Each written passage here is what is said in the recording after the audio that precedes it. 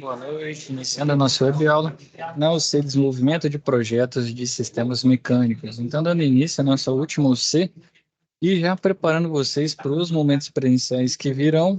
Então, muitos, né, terão aí o desenvolvimento na questão de projetos, conceitual, que a gente vai ver à frente também, e os elementos de máquinas, elementos mecânicos para o projeto de sistemas mecânicos. Então, e dando início à nossa web-aula de hoje, deixa eu compartilhar aqui. Ficou embaçado. Compartilhar novamente o nosso material. Então, aqui, conjuntos mecânicos, né? Geralmente, conjunto mecânico é constituído pela montagem de componentes padrões e únicos. Os componentes padrões são mais conhecidos como elementos de máquinas e estão disponíveis no mercado, seguindo as normas de dimensão, resistência e geometria. Geralmente são usados para apoio, né, que são rolamentos e buchas, fixação, parafusos, porcas, arruelas. Temos para transmissão, correias, né, correntes, polias, engrenagens. Então, nós temos vários tipos de elementos assim classificados. Então, lembrando que isso é importante, né? Vem lá da primeiro C de fundamentos mecânicos, né? Que a gente foi caminhando depois de montagem, veio para montagem também. E vamos dando sequência, né? Como eu digo para vocês, essa caminhada, essa escalada. Vamos relembrando aqui, né? Rolamento, parafuso, porca, arruela, são todos elementos que fazem parte de quase todos os sistemas, né, mecânicos, seja para fixação, seja para apoio, e assim vai. Então, elemento padrão largamente utilizado em um conjunto mecânico que possui interação de movimento entre seus componentes é o rolamento. Então, o rolamento vai fazer parte aí da aula de vocês, né? Vários momentos presenciais vocês vão estar falando sobre ele, né? Então, esse componente é utilizado quando se necessita de rotações com alta velocidade com mínimo atrito. Então, essa é a ideia, né? Justamente que você não tem uma perca muito grande, né? Quando o seu eixo está ali executando o movimento de rotação. Então, quando acoplados a eixos, possibilitam um atrito mínimo, diminuindo o aquecimento entre as peças, né? E melhorando a eficiência do movimento. Então, tudo isso o atrito faz a gente perder, né? Eficiência, porque você vai gastar energia, convertendo ali energia mecânica e energia térmica, né? O atrito vai fazer esquentar bastante. Então, são fabricados... lembrando outra coisa, né? Pode ser o atrito. Lembra lá de quando a gente falou dos tipos de materiais? Nós temos metálicos, cerâmicos, compósitos, polímeros, e uma das características que a gente trabalhou foi sobre a dureza. Então, se você tem atrito entre dois materiais, o de maior dureza vai desbastar o de menor dureza. Então, o que acontece quando a gente trabalha com lixas, né? A gente está lixando algo, a gente está passando aquele material, né? Fazendo atrito entre duas peças, o de maior dureza consegue desgastar o de menor dureza. Então, tá, assim seria, se não tivesse rolamento para fazer essa redução do atrito. Então, são fabricados, né, os rolamentos em aço especial com tratamento térmico específico que garante mínima dilatação térmica e proporciona um deslizamento preciso entre seus componentes internos. Esferas ou roletes, rolos finos, né, ou conhecidos como agulhas. Então, esses são os principais tipos, né? Então, a escolha de um rolamento depende da sua aplicação, velocidade de atuação e condições de funcionamento, ou seja, dependendo das forças axiais, radiais ou mistas que atuam nele, é possível definir qual a melhor estrutura interna entre rolamentos de esfera, rolos simples ou cônicos ou rolamento de agulhas. A gente tem que estudar bem, né, a aplicação do rolamento do conjunto mecânico para garantir que seu funcionamento esteja salvo de quebras ou mau trabalho e, consequentemente, de prejuízos financeiros e, o mais importante, de acidentes com peças. Então, linkando a nossa sede de manutenção, né, o rolamento é algo que você pode acompanhar ele de forma preditiva. Análise de vibração, né, a maioria dos sistemas e dos conjuntos mecânicos, você consegue fazer essa avaliação usando análise vibracional. Tem como fazer termografia? Tem também. A gente consegue sim, né, por meio de termografia, depende muito do sistema, né? Muitas vezes ele está bem interno, a sua termografia vai pegar algo mais na superfície, e você vai ter dificuldades para analisar. Então vai depender, mas a análise vibracional consegue pegar assim. Porque se você tenta fazê-la pela preventiva, você vai trocar de acordo com as horas que o fabricante diz. X mil horas é a hora que você vai trocar. E se for por preditiva, você tem a possibilidade de acompanhar o desgaste do mesmo por meio das análises vibracionais. E aqui os tipos de rolamento. O de esfera, de rolo e o de agulha, né? Ou rolo fino. Mais comum é chamar de agulha mesmo. Três principais. Então, os componentes, né? Que são os componentes únicos, são peças projetadas e fabricadas que terão uma determinada função única no conjunto mecânico, ou seja, ela de suporte para o conjunto, são barras estruturais, anéis espaçadores de rolamento, para transmissão de movimento, o eixo de transmissão, ou ainda alteração de direção de rotação, torque e velocidade, aqui já conjuntos, né, de engrenagens em um redutor. Está me mostrando aqui, né, os nossos rolamentos com anel espaçador, né, dois anéis espaçadores, o eixo e os dois rolamentos com anéis espaçadores e o nosso eixo montado. Então, como exemplo, né, de um componente único, temos um chamado anel espaçador, que auxilia a fixação de um rolamento e é fabricado de modo a atender a uma específica geometria e dimensões determinadas no projeto, garantindo a fixação do rolamento em sua posição de trabalho e que este não se desloque livremente através do eixo, que poderia causar desgastes e quebra do componente. Então, se ele ficar dançando, você vai ter um ponto de apoio e muitas vezes ele não vai estar posicionado nesse ponto que você deseja. Você pode colocar ali um anel espaçador justamente para marcar a posição, né? Então, portanto, o anel espaçador é componente fabricado com dimensões específicas e muitas vezes únicas, pois apenas servem para um conjunto mecânico. Então, você vai lá medir, mensurar, né, qual é a sua necessidade no momento e vai fazer a fabricação desse anel espaçador com um torneiro, né? Vai lá e fabrica o mesmo para que ele seja útil no seu sistema. Então, por vezes, você vai fazer a fabricação de uma peça muito mais simples, né?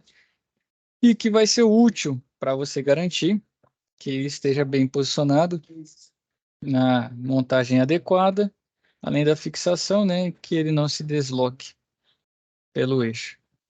Então, conjunto mecânico, a gente vem falando, né, pode ser considerado uma montagem permanente, desmontável ou mista, quando em um mesmo conjunto existem partes desmontáveis e peças fixadas definitivamente. Então, o que que é definitivo? Vamos analisar. Quando você faz uma união por solda, você tem uma união permanente. Você executou essa soldagem, para você separar, você vai ter que basicamente destruir aquela solda. Você vai precisar fazer um recorte, né? Esmerilhadeira ou algo similar. Não é você só ir lá desmontar. O que que seria desmontar? Pega um conjunto, parafuso, porca e arruela, né? Quando estou montando, fazendo a união por este elemento de máquina, posteriormente você pode ir lá e desmontar. Ah, usei um rebite. Rebite você tem que destruir. Não, utilizei, te lembrar um outro, o mais comum é parafuso, porca-arruela mesmo, que são os que eles chamam de intercambiáveis, né? Então aqui, ó, conjunto mecânico de montagem não permanente. Então é quando, né, suas fixações entre as partes se faz por meio de parafusos, porcas, pinos ou encaixes deslizantes entre as peças. A vantagem se faz pela disponibilidade de montagem e desmontagem do conjunto, sem danificar nenhum componente, né? Por exemplo, um conjunto de engrenagem e um torno mecânico, mancal de rolamento ou molde de injeção plástica apresentado na figura a seguir. Exatamente os não permanentes que a gente consegue desmontar, e ele citou, né? Parafuso, porca, pino também. E temos os conjuntos mecânicos de montagem permanente, né? Seus componentes são montados e fixos de forma que não se necessitam ser desmontados no futuro. Essa união pode ser feita pelo processo de soldagem, rebites, fitas de fixação e assim vai. Na figura a seguir, veja dois exemplos, né? Uma estrutura soldada e uma estrutura fixa por rebite. E tendo aqui, ó, na montagem permanente, os componentes estão fixos de tal forma que qualquer desmontagem possivelmente danificará parcialmente ou totalmente a geometria dos componentes conectados. Por exemplo, ao retirar um rebite fixado permanentemente, ele será destruído, não servindo mais para o uso. Você já precisaria de um novo para fazer esse trabalho. Agora, entre conjuntos estáticos e conjuntos dinâmicos. Os conjuntos mecânicos estáticos, né, quando sua função serve basicamente de suporte para outros conjuntos, sendo que nenhuma das peças que compõem o sistema transfere movimento para as outras. Então, não tem movimento. Se tiver movimento, provavelmente a sua estrutura vai flertir, né? Você vai ter um dano ali e vai deformar o seu conjunto. Então, essa é a ideia do conjunto mecânico estático. O movimento dele, né? Somatório dos momentos é zero. Para isso que eles estão fixados. Por exemplo, uma torre dessa, ela começar a ter movimento, né? Você pode ter uma dessas treliças aí se dobrando, deslocando e a sua torre perdendo a função a qual ela foi executada. A estrutura do carro também, aqui ele já mostra somente a parte estrutural, né? Porque no carro também tem partes dinâmicas. Então essa aqui ele quer que mantenha firme, né? Inteiriça, para que o carro tenha estabilidade. Então ele tem as peças adequadas que vão ter o movimento dinâmico. Então, o conjunto mecânico é estático, quando sua função serve basicamente de suporte para outros conjuntos, sendo que nenhuma das peças que compõem o sistema transfere movimento para as outras. Aqui os exemplos: a torre de energia, carcaça do automóvel, quadro de bicicleta, estrutura de um viaduto. Então, a ideia é que elas mantenham-se e usar o rígido, né? Mas dependendo dos casos aí, elas são rígidas, mas podem ter uma leve vibração, nada muito grande, né? Dinamismo muito pequeno, porque senão vai fadigar a estrutura, né? Pode ter trincas e a ruptura. E temos os dinâmicos, então é todo conjunto que apresenta uma transmissão de força e movimento de um componente para outro, né? Seja ele através de correias, engrenagens, correntes, acoplamentos, cabos de aço, e etc. Exemplos de conjunto que atua com total movimento: braço robótico, está ali o laranjinha. Temos sistema de pistões de um motor, que está aqui do lado direito.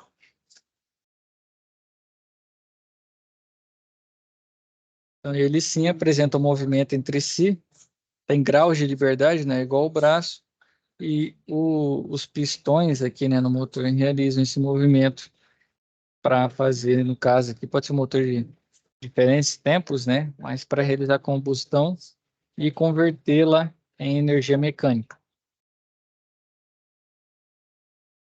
Tem aqui nos nossos elementos, né, os mancais.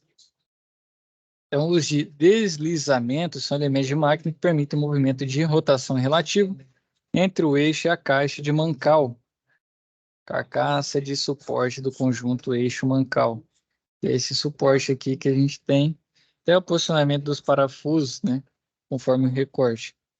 Esses mancais são, em geral, buchas de metal polido. Por que polido? Para diminuir atrito.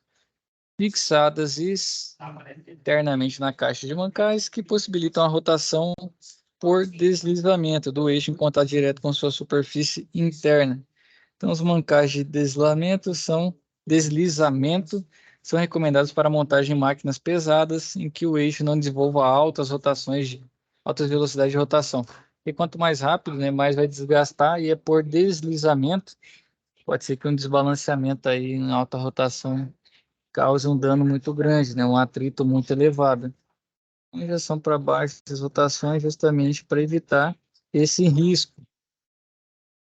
Então, ó, geralmente são classificados esses mancais de deslizamento pelo tipo de esforço que devem suportar, sejam eles radiais, axiais ou mistos.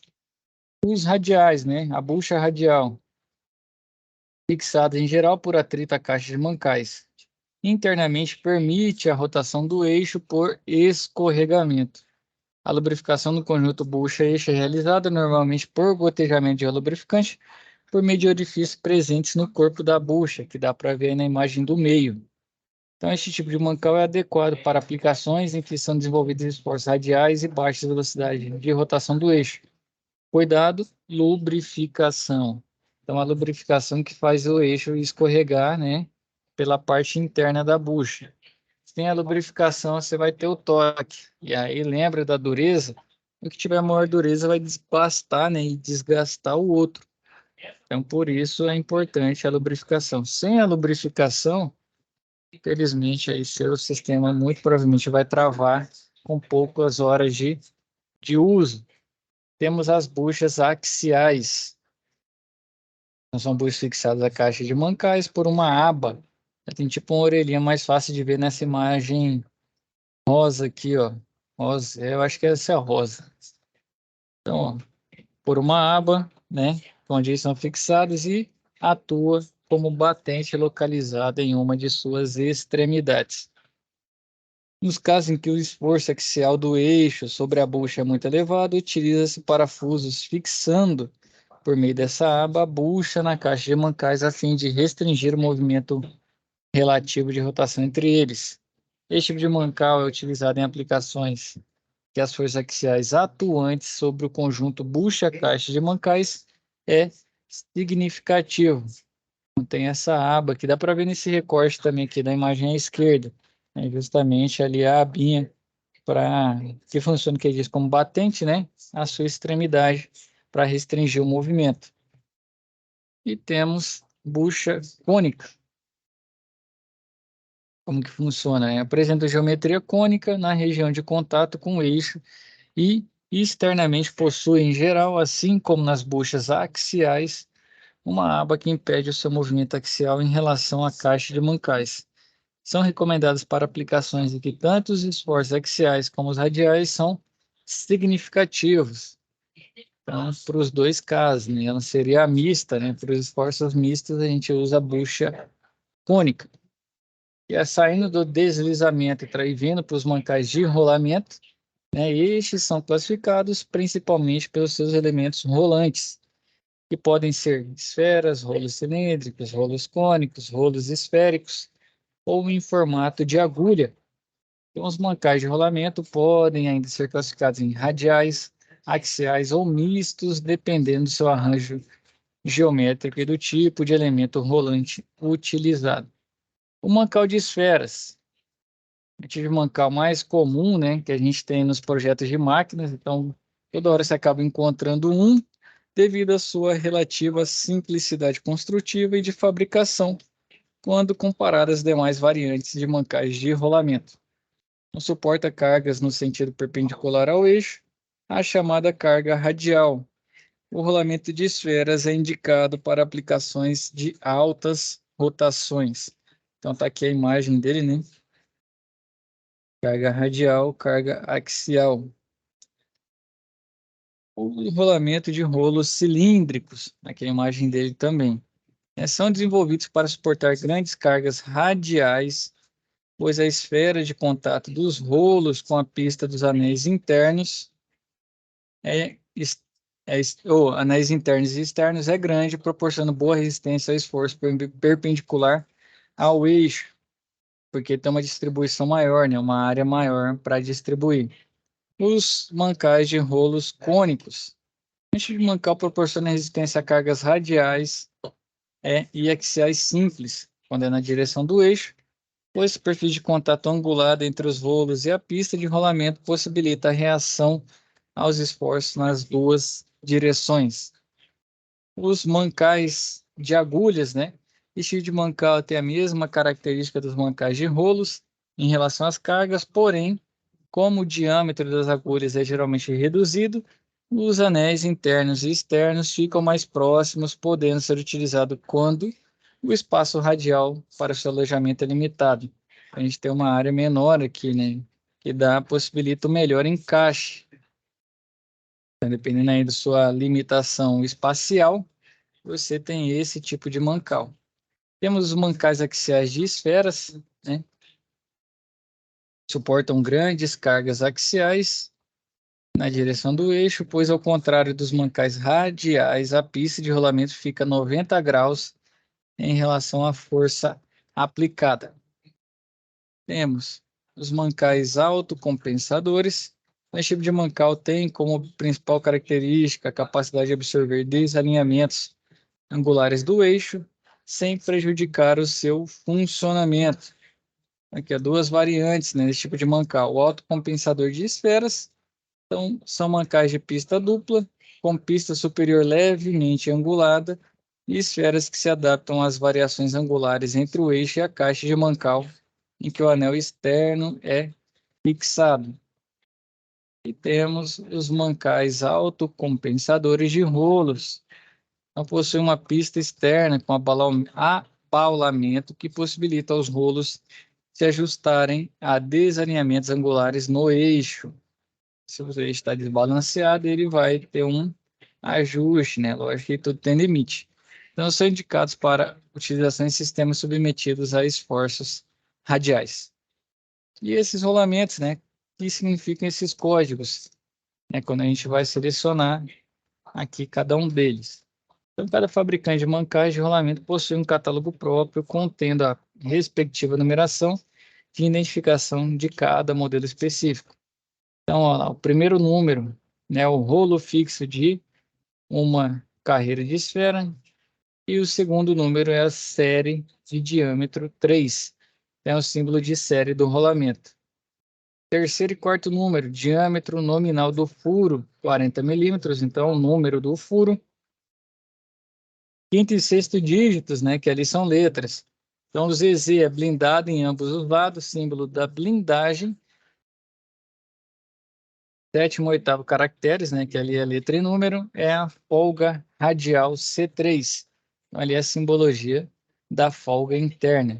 Embora exista, né, um padrão nas informações principais do diâmetro externo, interno, largura do mancal, se faz necessária a leitura detalhada para que as demais informações sejam interpretadas de maneira correta e a especificação da numeração do mancal seja a especificação da numeração do mancal mais adequada seja realizada com sucesso.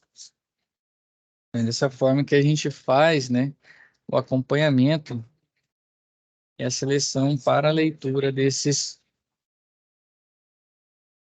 mancais. Aproveitando aqui, pessoal, deixa eu compartilhar com vocês a tela, só deixar alguns recados aqui também com relação às nossas atividades. Então, nós temos duas atividades, né, as duas primeiras, SAP 1 e 2, né, com data de entrega para o dia 1º do 10. Posteriormente, SAPs 2, atividade 1, 2 e 3, com as entregas para o dia 22/10, e SAP 3, atividade 1 e atividade 2, com as entregas para o dia 5/11, justamente para a gente não perder os prazos, né? Lembrando que essa data aqui provavelmente vai sofrer uma alteração e postergado mais um mês, devido ao início, né, da atividade. Então, esse cronograma segue vigente. Pode ser que mude, mas eu quero que vocês atentem a uma coisa. As primeiras atividades já têm um prazo de entrega menor do que as últimas, justamente para não perder prazo, para não criar aquela questão de entregar tudo no final e vir aquela confusão, não dá para recuperar todo mundo, né? A gente perde muito, é correção infinita, é recuperação infinita, data de envio infinita. Então, vai ter esse ajuste, né? De fato, para que esse cronograma esteja vigente, né, que a data de finalização era dia 7/11, mudou, né, para o mês 12, então provavelmente vai ter um acréscimo aqui de data, mas se atente às entregas, porque é de suma importância que a gente tenha, né, essas atividades, né, sendo entregues para o que vocês finalizem o curso, justamente agora, né, no último módulo, que essa é bastante grande, que a gente não deixe tudo para a última hora. Certo, senhores? Preste atenção, encontros presenciais também, para que a gente tenha um bom andamento e finalize, né, o curso com êxito. Certinho, pessoal? Então, agradeço o presente de todo mundo, fiquem com Deus e até a nossa próxima web aula.